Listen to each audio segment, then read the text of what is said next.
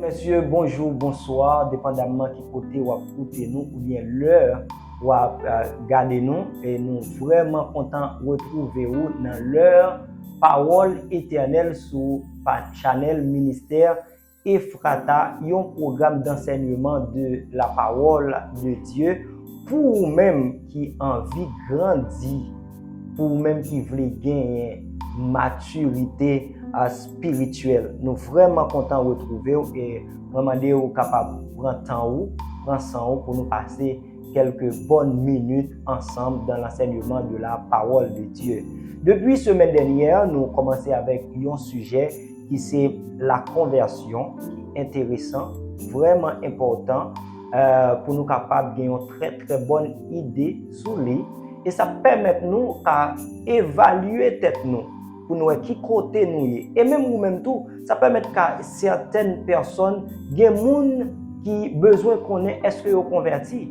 C'est pas parce que vous gagnez 10 ans vous marcher l'église, 20 ans, 50 ans vous marcher l'église, vous gagnez tout le temps ça vous marcher l'église, vous ne jamais converti. Et il est vraiment intéressant, il est vraiment important pour gagner des informations, pour gagner des enseignements sur thème ça, sur mot ça, la conversion que la Bible parlait de lui. Et nous, apôtre Paul, il mettait accent sur ça dans Actes chapitre 26, verset 20 et Actes chapitre 3, verset 19. Mais nous avons considéré Actes chapitre 26, verset 20. Qui ça, apôtre Paul dit?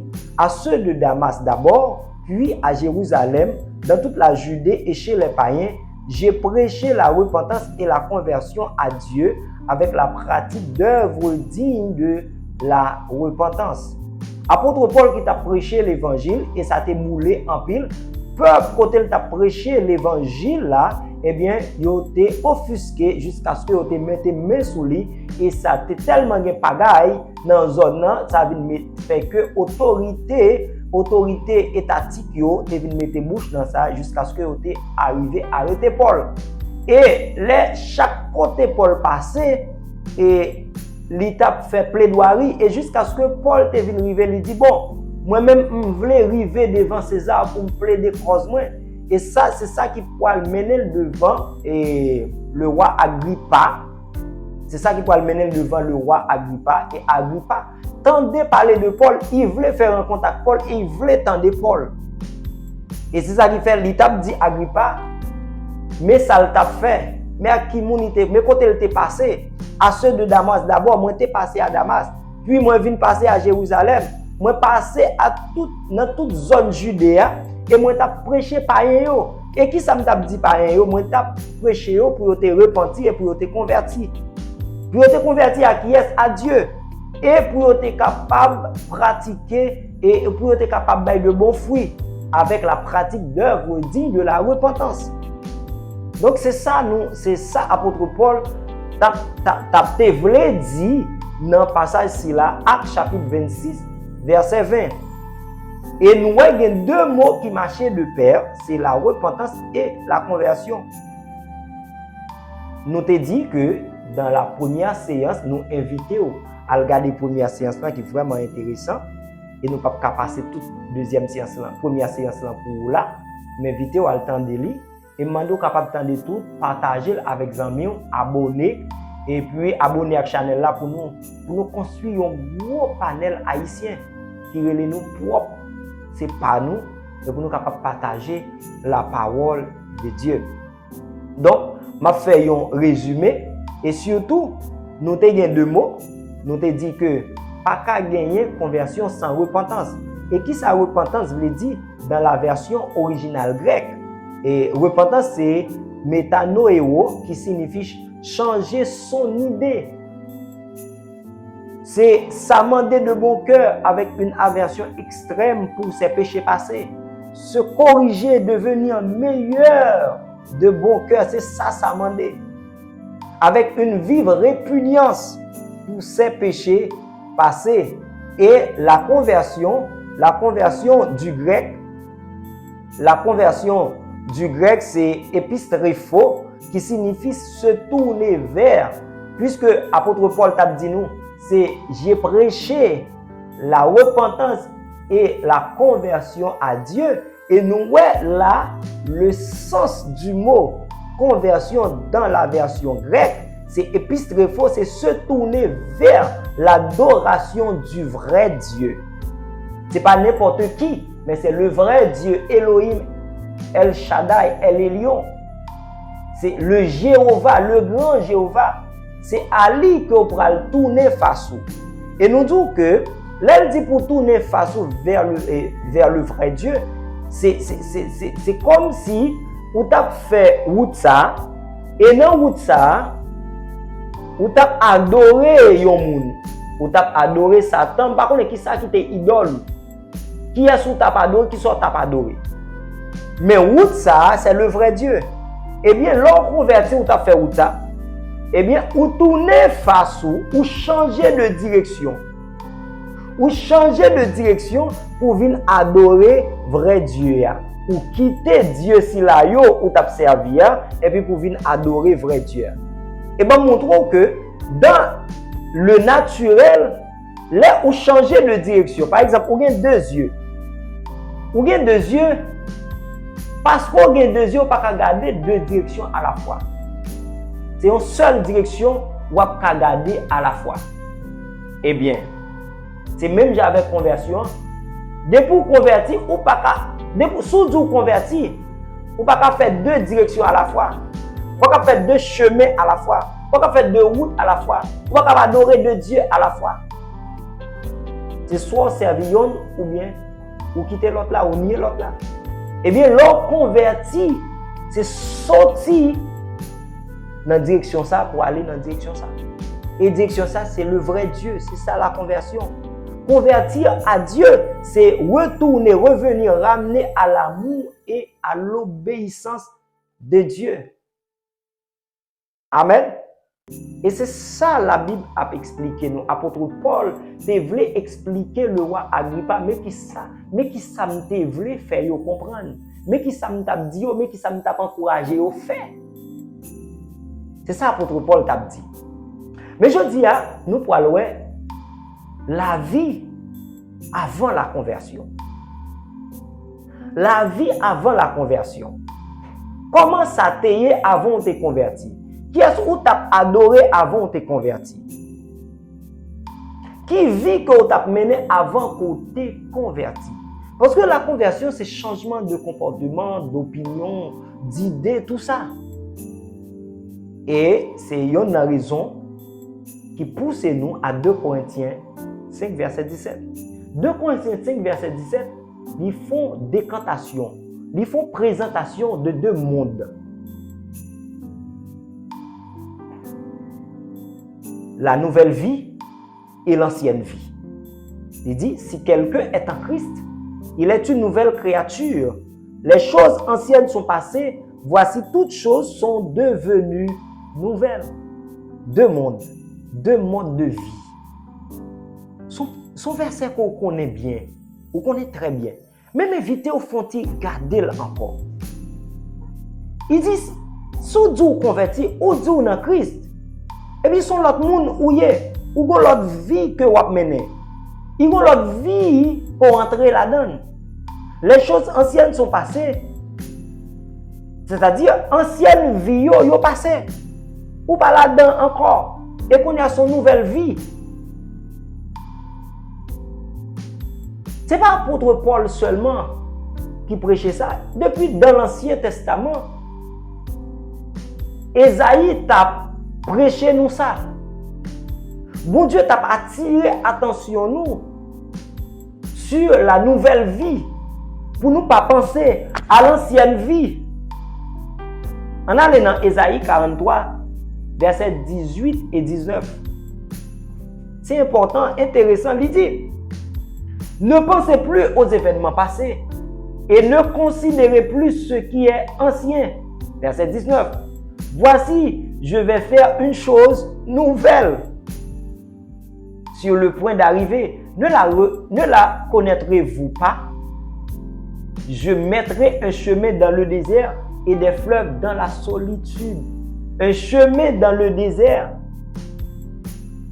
des fleuves dans la solitude. Mais ça, mon Dieu fait. Regardez ça, le dit. à penser aux événements passés. Il dit pas considérer bagay qui ancien, quitter yo. Son nouvelle vie qu'on y a. Et ça, il a dit nous que pour nous capables de connaître de nouvelles vies, pour nous bailler Saint-Esprit, bon Dieu, place, pour nous bailler bon Dieu, place, pour le faire de bagailles nouvelles, de bagailles extraordinaires dans la vie, nous, bagailles qui pas de gain avant, eh bien, nous besoin pas penser à bagailles qui passent, nous besoin oublier bagailles qui passent, nous besoin prendre une décision pour nous tourner face nous vers la nouvelle vie. Et c'est là où baille Saint-Esprit, mon Dieu, opportunité pour le capable de commencer des choses nouvelles dans la vie. Amen. C'est intéressant. Et ouais, apôtre Paul a exhorté nous ça. Et dans Galates chapitre 6, verset 15, il dit, car ce n'est rien que d'être circoncis ou incirconcis. Ce qui est quelque chose, ça qui est plus important, l'homme converti, c'est d'être une nouvelle créature. Ce qui est plus important, c'est d'être une nouvelle créature. C'est la vision de Dieu pour nous. La nouvelle vie, une nouvelle créature. Amen. Mais ce qui est plus important, l'homme converti, et au besoin de penser à lui. Au besoin en plus importance, au besoin de travailler sur lui. Mais pour travailler sur la nouvelle vie, on a besoin de connaître l'ancienne vie. Parfois, où tu as une vie, ou mais on pas des gens me rendre compte. Sous tes noms bas-fonds comme ça, sous tes noms trous comme ça. Eh bien, je dis à cet esprit, mon Dieu, voulait attirer attention dans tout côté. La vie avant la conversion. Éphésiens chapitre 2, verset 1, arrivé dans verset 3. Il dit, vous étiez morts par vos offenses et par vos péchés, dans lesquels vous marchiez autrefois, selon le train de ce monde, selon le prince de la puissance de l'air, de l'esprit qui agit maintenant dans les fils de la rébellion. Nous tous aussi, nous étions de leur nombre, et nous vivions autrefois selon les convoitises de notre chair, accomplissant les volontés de la chair et de nos pensées. Et nous étions par nature des enfants de colère comme les autres. Waouh! Mais comment l'apôtre Paul décrit nous? Il a décrit vie ça, comment chrétiens éphésiens t'ayez. Il dit mais comment nous t'ayez? Et de même que nous aujourd'hui, qui dit nous convertir, il dit mais cet esprit mon Dieu a exposé vie passée nous. Il dit mais comment ça t'ayez? Et c'est ça qui fait nous dire que là, il permet de garder vie, est-ce qu'on pas toujours dans l'ancienne vie? On nous avancer. Regardez ça le dit. Vous étiez mort. Premier bagage où t'es un mort spirituel. C'est pas mort physique. Où t'es un mort spirituel. C'est un coup où t'es un mort vivant. C'est intéressant. Premier bagage apôtre Paul dit où t'es un mort. Deuxième bagage apôtre Paul voulait faire ouais là dans le passage là, il dit vous étiez mort par vos offenses et par vos péchés. Où t'es esclave péché. Où t'es esclave péché. Et il continue pour le dire. Non seulement tu es esclave péché, ou tu es esclave monde là, ou tu es esclave le prince de la puissance de l'air, ou tu es esclave Satan le diable. Et puis il dit que ou tu es fils de la rébellion, ou tu es petit Satan. C'est Satan le diable qui est. Il est qualifié comme rébellion, comme rebelle. Ou tu es petit Satan. Et où tu es pécheur.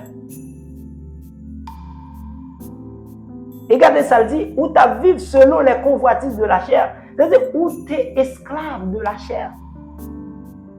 Selon sa propre volonté, où tu vis, j'en voulais.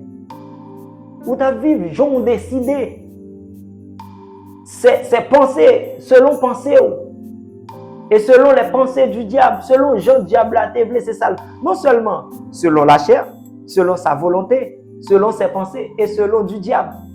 Et non seulement où tu es fils du diable, et puis il mettait en face de dire où tu es enfant de colère. Waouh! ou t'es un menteur, ou t'es un blasphémateur. Il pousse nous dans Éphésiens chapitre 2, versets 11 et 12. C'est pourquoi vous autrefois, païens dans la chair, appelés circoncis par ceux qu'on appelle circoncis, et qui le sont en la chair par la main de l'homme. Regardez ça le dit. Souvenez-vous que vous étiez en ce temps-là sans Christ. Vous êtes sans Christ.